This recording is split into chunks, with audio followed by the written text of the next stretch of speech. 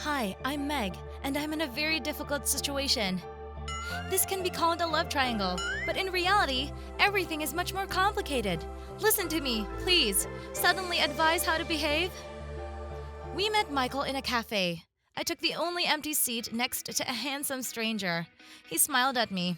That's how we got to know each other. It turned out that Michael, like me, was in his senior year. But he studies remotely, as he devotes all his time to singing and dancing, and also goes to acting classes. Michael was so focused.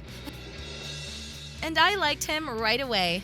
And it turned out that it was mutual because the next day, Michael asked me on a date in a cafe, and everything started spinning. I was in seventh heaven. After all, I have such a talented guy, but I didn't rejoice for long. Why? I'll tell you in a minute. But for now, please subscribe to the channel and click on the bell. Thank you. We met for about a month, but began to see each other less and less.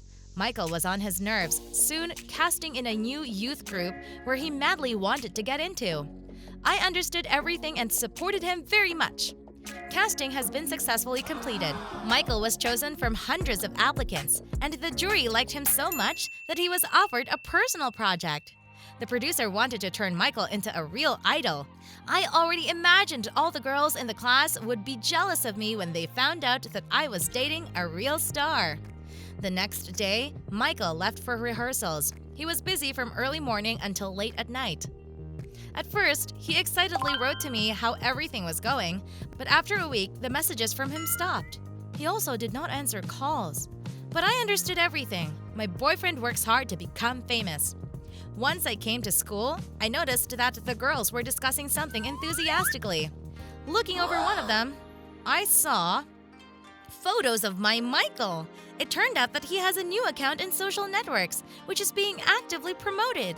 There are videos from rehearsals and Michael's streams and even spicy photos from training. And what is most surprising, now he is not Michael, but Jean. Classmates vied with each other discussing him, looking for merch with the image of Jin, and I wanted to scream. This is my boyfriend. Do not touch him. I'm over it. I don't want to share it with anyone. I called Michael, but he didn't answer. I called his producer, threw a tantrum, and he said that we can meet in the evening with Jean. I was hoping that we will talk with my boyfriend.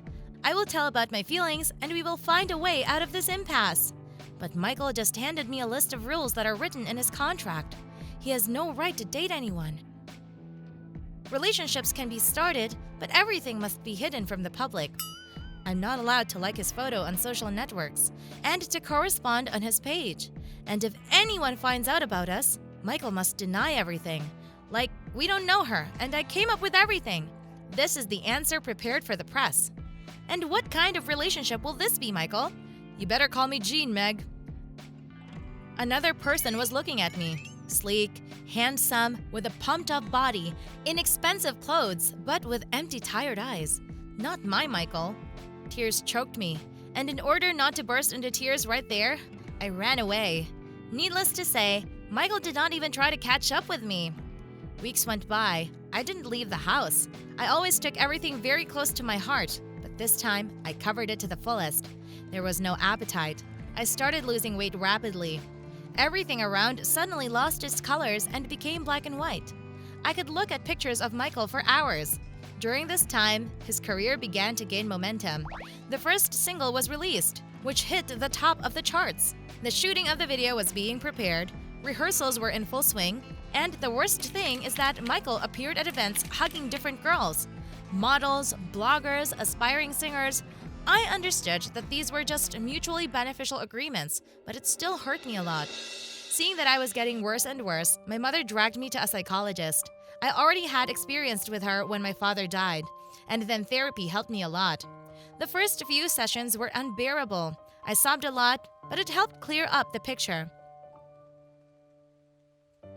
I fell in love with this beautiful picture called Michael, became obsessed with him, and now I'm withdrawal. The psychologist explained that I needed to find myself, understand who I am, love yourself, become significant to yourself, and stop looking for an idol. Honestly, I didn't understand how this could be done. I'm an ordinary girl with no special talents. Sometimes I draw scribbles when I'm nervous. It helps. And the psychologist seized on it. I started going to art therapy. Then I went to art school, and it really took me.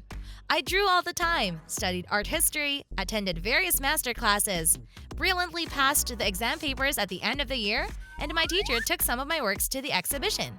I came to the opening. The art gallery was in the center of the city. The exhibition is big, and there were a lot of people from the very beginning. I stood, looked at my canvases, and did not believe that it was me who painted it. Very interesting solution, right? There was an attractive guy next to me. He looked at my paintings appraisingly. Emotions raged inside, so I could only nod in response. Do you know who the author is? I would like to purchase them. I'm the author, I whispered. The guy immediately smiled warmly and extended his hand to me. My name is Derek. I am fond of art, especially this direction.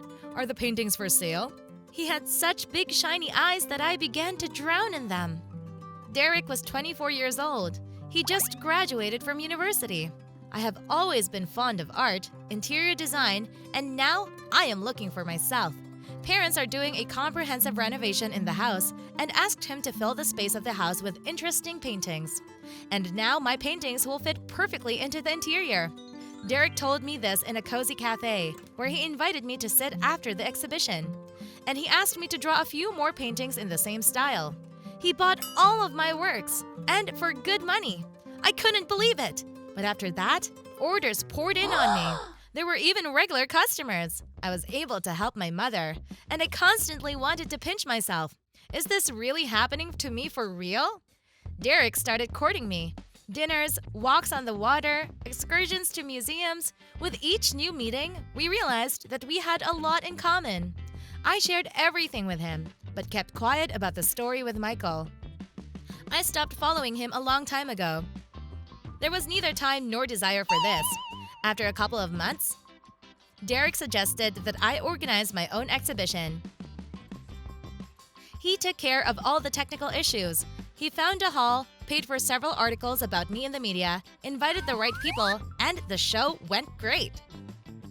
The entire urban beau monde gathered. Several paintings were bought at once. Many wanted to collaborate with me. I don't even know how to thank you, Derek. I hugged him tightly after the show. For the first time, they took such care of me and my interests. To celebrate this event, Derek invited me to his house. Look how your first canvases fit into the interior. Parents are just delighted. And they really want to get to know you. When I saw Derek's house and his parents, I was shocked. He was huge, just a palace. I had no idea that Derek's family was so rich. His parents greeted me very warmly. We chatted in the living room, discussing my work. There was a feeling that we had known each other for a very long time. Music was playing. We were all laughing loudly at something when suddenly Derek's mother abruptly stumbled and looked at the door. I followed her gaze and almost froze. Michael stood on the threshold of the room. He was pale. There were dark shadows under his eyes. His hands were hidden in his pockets. And his eyes, he seemed to be looking through us. Derek's mom ran up to him and pulled him out of the room by the hand. Dad followed her. Derek and I were alone in the room. I was silent, and I couldn't figure out what it was. Suddenly, Derek said in a low voice, "I'm sorry. He wasn't supposed to be here. It can be seen that the nurse has gone somewhere, but he is harmless." "Who is he?" And Derek explained that it was his younger brother, Michael. That he dreamed all his life of becoming popular, of becoming an idol, so that thousands of girls all over the world would go crazy for him. But in the end, I almost went crazy myself. He could not stand the competition, strict rules, the resume, and also with the girl he loved. The producers forced him to disperse. Now he is on sedatives, undergoing therapy, and I hope the moment will come when our cheerful and smiling Michael will return to himself. This story gave me goosebumps. So Michael didn't cope, and apparently today he didn't recognize me. Because of the sedatives? I didn't know how to react to this. Should I tell Derek that the girl Michael was forced to break up with was me? Derek interrupted my thoughts by suggesting a walk in the evening garden. A month has passed since then.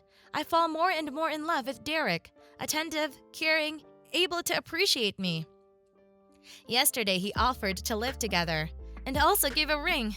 Yes, Derek and I are now engaged. I am well received in his family. My mother gets along well with Derek. And only I sometimes wake up in the night in a cold sweat. The secret about my relationship with Michael haunts me. I saw him a few more times, but Michael does not react to me in any way. Should I tell Derek about everything? After all, everything's secret always becomes clear. What if it ruins our relationship? I don't know what to do. What would you do? Write in the comments. I'll be waiting.